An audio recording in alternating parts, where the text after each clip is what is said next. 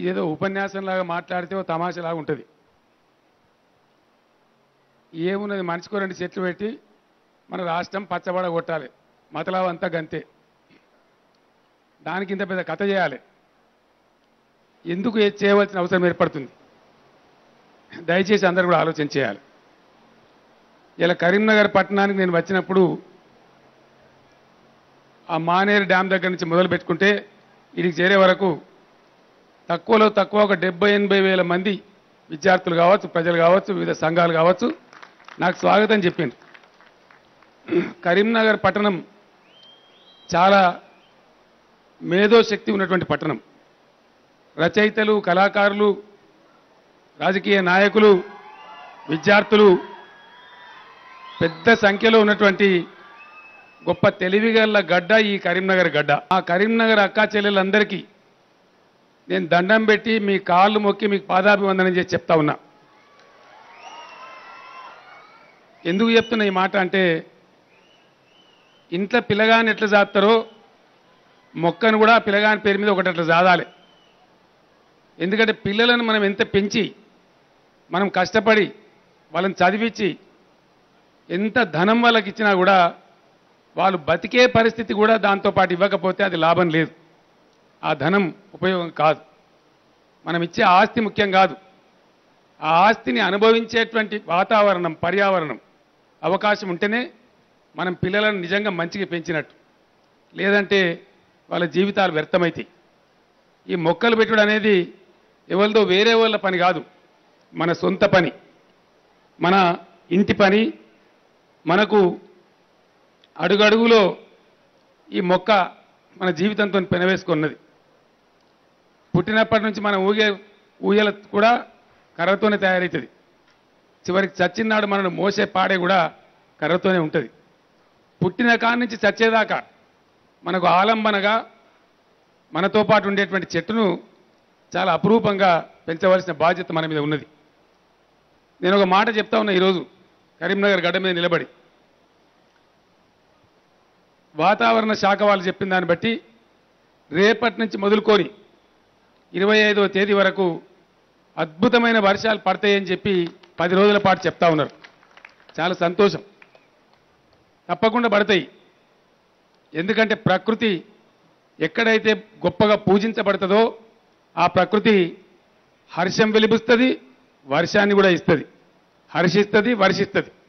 కాబట్టి కరీంనగర్ నుంచి ప్రారంభమైనటువంటి ఈ హరితహారం కార్యక్రమం తప్పకుండా ప్రకృతి దీవెనతోని రాబోయే 10 రోజులు అద్భుతమైనటువంటి వర్షాలు కూడా పండి చెరువులు, కుంటలు నిండి, వాగు వంకలన్నీ పొంగి, భూమిలో తేమ శాతం పెరిగి మనం పెట్టే ప్రతి మొక్క కూడా రక్షించబడుతుందని మనవి చేస్తా ఉన్నా. కరీంనగర్ జిల్లా కలెక్టర్ గారు సర్ఫరాజ్ అహ్మద్ గారు, వారితో పాటు కరీంనగర్ పోలీస్ కమిషనర్ మిత్రులు కమలాసన్ రెడ్డి గారు చాలా శ్రద్ధ తీసుకొని హరితహారం కార్యక్రమాన్ని పట్టణంలో నిర్వహిస్తూ ఉన్నారు. వారిని నేను అభినందిస్తా ఉన్నా. ముఖ్యంగా పోలీస్ కమిషనర్ కమలాసన్ రెడ్డి గారిని ప్రత్యేకంగా నేను అభినందిస్తా ఉన్నాను. పట్టణంలో ఒక 25,000 మొక్కలు నాటడమే కాదు, వాటిని మేము కాపాడతామని చెప్పి కమలాసన్ రెడ్డి గారు ఒక ప్రతి తీసుకున్నారు. వారికి నా తరఫున, కరీంనగర్ పట్టణ ప్రజల తరఫున హృదయపూర్వకమైనటువంటి ధన్యవాదాలని తెలియజేస్తా ఉన్నా. రవీందర్ సింగ్ గారు చప్పట్లు కొడతా ఉన్నారు, కమలాకర్ గారు కూడా కొడుతున్నారు, కార్పొరేటర్ మిత్రులు కూడా చప్పట్లు కొడుతున్నారు. నేను ఒక్కటే మాట మిత్రులు మనవి చేస్తా ఉన్నా. ప్రజాప్రతినిధులుగా మనం గెలిచినటువంటి వాళ్ళం నేల విడిచి సాము చేయడం కరెక్ట్ కాదు. ప్రజలకు సేవ అనంటే ఎక్కడనో ఆకాశంలో లేదు. మన కరీంనగర్ టౌన్ పచ్చబడాలే అని కార్పొరేటర్లు కనుక అనుకుంటే, ఒక శపథం తీసుకుంటే టౌన్ పచ్చబడదా అని చెప్పి నేను అడుగుతా ఉన్నా.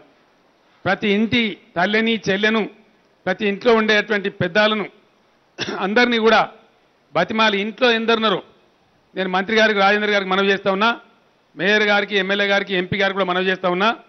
దయచేసి ఇంటింటికి రీచ్ అయ్యి, మీ జిల్లా కలెక్టర్ యువకుడు ఉన్నాడు, అధికారులు కావచ్చు, మీ నాయకులు కావచ్చు, మీ కార్యకర్తలు కావచ్చు, కరీంనగర్లో ప్రతి ఇంట్లో ఎంతమంది ఉన్నారో లెక్క తీసి ఏదో ఒక సిస్టమ్ పెట్టి ఎంతమంది ఆ ఇంట్లో ఉన్నారో వాళ్ళ పేరు మీద 5 ఉంటే 5 మొక్కలు, 6 ఉంటే 6 మొక్కలు, 4 ఉంటే 4 మొక్కలు వాళ్ళకి ఇవ్వండి.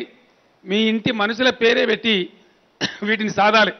మీరు మంచినీళ్ళు ఎట్లా తాగుతారో వీటికి కూడా ఒక మగ్గు నీళ్ళు పోయాలని చెప్పండి. ఒక 2 ఏళ్లలో కరీంనగర్ పట్టణంకు నేను హెలికాప్టర్లో వస్తే చెట్లే కనబడితే తప్ప ఇండ్లు కనపడకుండా తయారవుతుంది. చేద్దాం ఆ పని. వినబడతలేదు. తప్పకుండా చేద్దామా? చేద్దామనే వాళ్ళు చేయలేవటాలి. ఒకసారి దయచేసి కెమెరాలు కట్టు చూపెట్టాలన్న కెమెరాలు చేయి ఊపుదాం ఒకసారి ఇట్లా. ఓకే కదా? కరీంనగర్ నుంచి ఏ పని ప్రారంభించినా విజయం సాధించినం. నేను మొట్టమొదలు కరీంనగర్లో సింహగర్జన చేసి తెలంగాణ కోసం తొడగొడితే చాలా మంది సన్నాసులకు నమ్మకం లేకుండే, చాలా అవమానాలు చేసినారు. కానీ తెలంగాణ వచ్చి తీరింది. నేను ఒక్కటే మాట ప్రజలకు మనవి చేస్తా ఉన్నా, దయచేసి మిమ్మల్ని అందరినీ నేను ఒకటే ప్రార్థన చేస్తా ఉన్నా.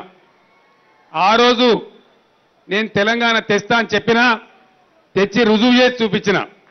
ఈరోజు ఖచ్చితంగా తెలంగాణకు 1 కోటి ఎకరాలకు నీళ్లు రావాలి, భూమిలో తేమ శాతం పెరగాలి, చెట్లు పెరగాలి, పశుపక్షాదులు పెరగాలి.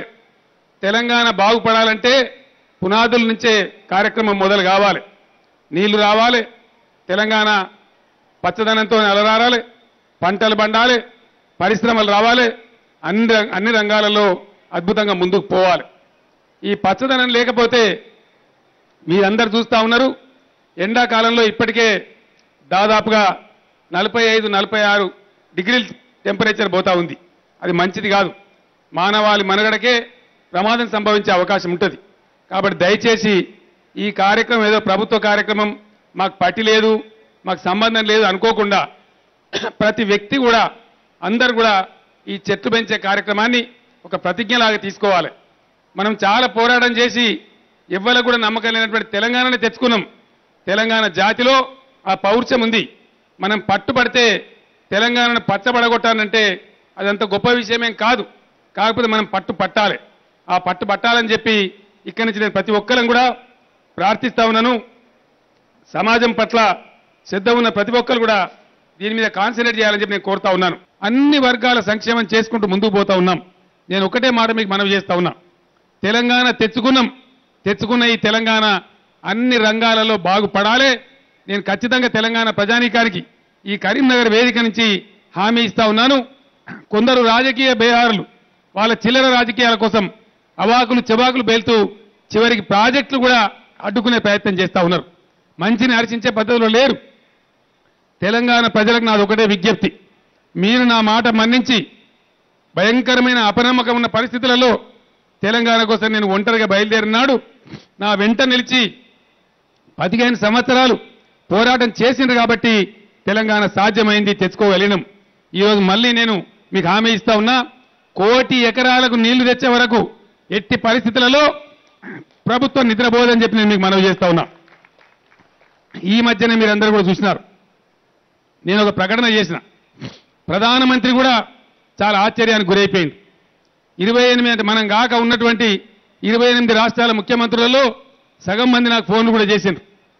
ఇండియాలో ఎప్పుడు ఎక్కడ కూడా జరగని విధంగా, ప్రపంచవ్యాప్తంగా కూడా లేని విధంగా తెలంగాణ రైతాంగం సమైక్య రాష్ట్రంలో నలిగిపోయింది, నాశనమైంది. బోర్లు వేసి బొక్క బోర్ల పడ్డది. అఫ్కోర్స్ ఇప్పుడు కరెంటు బాధ లేదు, మోటార్లు కాల్తలేవు, వ్యవసాయం మంచిగా చేసుకోగలుగుతున్నాం. కానీ ప్రతి రైతు కూడా అప్పుల పాలై ఉన్నాడు. వాళ్ళ అప్పులు ఒక 17,000 కోట్లు కొంతమేరకు మాఫీ చేసుకున్నాం. కానీ దాంతో పూర్తి రిలీఫ్ రాలే. రైతాంగం బాగుపడానంటే, అన్ని రకాలుగా ఆర్థికంగా పటిష్టపడానంటే, రైతు దర్జాగా గతంలో మేము చిన్నతనంలో చూసినట్టు బతకానంటే, ఇంటి ముందరికి గంగిరెద్దు వాళ్ళు వస్తే బుడ్డడి బియ్యం పెట్టే రైతుని నేను కళ్ళారా చూసిన. ఇవాళ అట్లాంటి రైతే దుబాయ్ పోయి బతికే పరిస్థితి సమైక్య రాష్ట్రంలో మనకు దాపురించింది. ఆ దుస్థితి పోవాలంటే కరెంటు బాగా రావాలి, ప్రాజెక్టుల నీళ్లు రావాలి, ఫ్రీ కరెంట్ ఇవ్వాలి, అదేవిధంగా ప్రాజెక్ట్ నీళ్లు కూడా ఫ్రీగా ఇవ్వాలి. అది ఇస్తే మాత్రం చాలదు, అప్పులు చేయొద్దు. అప్పులు కావద్దంటే ఎకరానికి 8,000 చొప్పున ప్రభుత్వమే పెట్టుబడి సమకూరుస్తామని కూడా ఒక విప్లవాత్మకమైన పథకాన్ని రాబోయే రోజు తీసుకురాబోతా ఉన్నాం. అది చాలా బ్రహ్మాండమైనటువంటి ఆర్థిక శక్తి పెంచుతుంది. యాదవ సోదరుల గురించి, ఇతర వృత్తి కులాల గురించి, ఫిషర్మెన్ కావచ్చు, చేపలు పట్టే వాళ్ళు కావచ్చు, గొర్రెలు పెంచే యాదవులు కావచ్చు, ఇండియాలో ఎక్కడ ఏ రాష్ట్రం చేయనటువంటి గొర్రెల పంపిణీ కార్యక్రమాన్ని తీసుకున్నాం. నేను ఒక మాట చెప్తాను, జోక్ అనిపిస్తుంది అన్నమాట. అక్కడక్కడ కొంతమంది సన్నాసులు పేపర్లలో మాట్లాడుతున్నారు. వాళ్ళు చేసిన మొక్కాలా చూసిన మొక్కాలా అని చెప్పి నేను అడుగుతా ఉన్నా.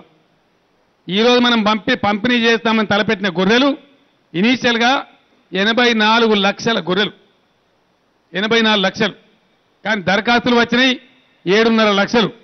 దాని ప్రకారం ఇంకో 50 లక్షల గొర్రెలు కావాలి. అంటే 1,25,000 యూనిట్ల గొర్రెలు మనం పంపిణీ చేయబోతా ఉన్నాం. 1,25,000 అంటే ఇండియాలోనే ఎక్కడ లేదు. వేరే రాష్ట్రం వాళ్ళని అడిగినారు, ఏం నాయనా మా గొర్రెలను నువ్వే లూటీ చేస్తావా అని చెప్పి అందరు ఆశ్చర్యపడుతున్నారు. కానీ ఇక్కడ మన రాష్ట్రంలో ఉన్న ప్రతిపక్ష గొర్రెలు 84 లక్షల గొర్రెలు తెస్తే అన్న 10 జావయా? ఒక లారీ యాక్సిడెంట్ కాదా? మీరు చేసిన ముఖమా? మీరు 84 వందలని ఇచ్చారా మీ ముఖానికి? ఎక్కడన్నా 10 గొర్రెలు చచ్చిపోతే దాన్ని వాట్సాప్లో పెట్టి, ఫేస్బుక్లో పెట్టి, వార్తలు పెట్టి సన్నాసులాగా దాన్ని విమర్శ చేస్తూ ఉన్నారు. ఇగో ఇటువంటి సన్నాసులనే మీరు ఖాతరు చేయకండి, ఈ వార్తలు పట్టించుకోకండి. ఈ చిల్లరగాళ్ళు వాళ్ళ కాన్సన్ట్రేషన్ అంతా రాజకీయ అధికారం తప్ప ప్రజల సంక్షేమం కాదు. ఇలా కాంగ్రెస్ పార్టీ మాట్లాడుతున్నది, మనం చూడలేదా కాంగ్రెస్ పార్టీ పరిపాలన? ఈ దేశాన్ని వాళ్ళు 45 ఏళ్ళు పరిపాలించారు, ఈ రాష్ట్రాన్ని 45 ఏళ్ళు పరిపాలించారు. మనం వాళ్ళు ఏమైనా గంధర్వులా కొత్తగా వచ్చిండ్రా? ఏమైనా హిమాలయ పర్వతాలు ఆకుపసరదాకా వచ్చిండ్రా? ఇంత పవిత్రం అయిపోయిందా ఇప్పుడే? మనం చూడలేదా?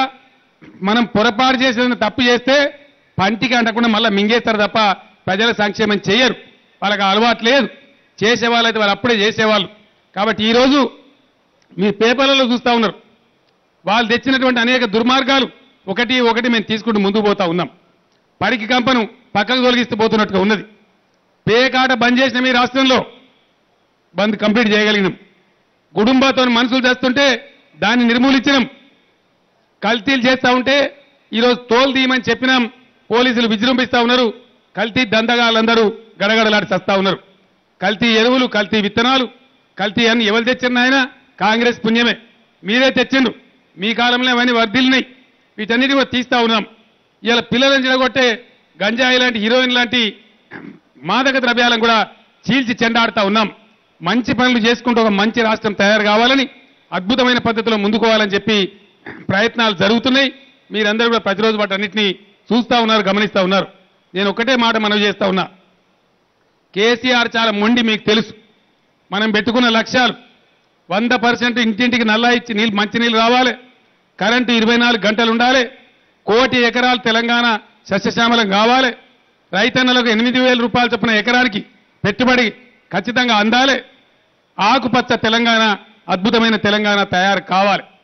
దీనికోసం ఎవరు ఏం చేసినా సరే మొండిగా తెలంగాణ కోసం ఎట్లయితే ముందుకు పోయిందో మీ దీవెన ఉన్నంత వరకు అదే విధంగా ముందుకు సాగుతాను. తప్పకుండా ఇవి సాధించి రాబోయే 2-3 ఏళ్లనే మీకు అప్పగిస్తా అని చెప్పి కూడా నేను మనవి చేస్తా ఉన్నా.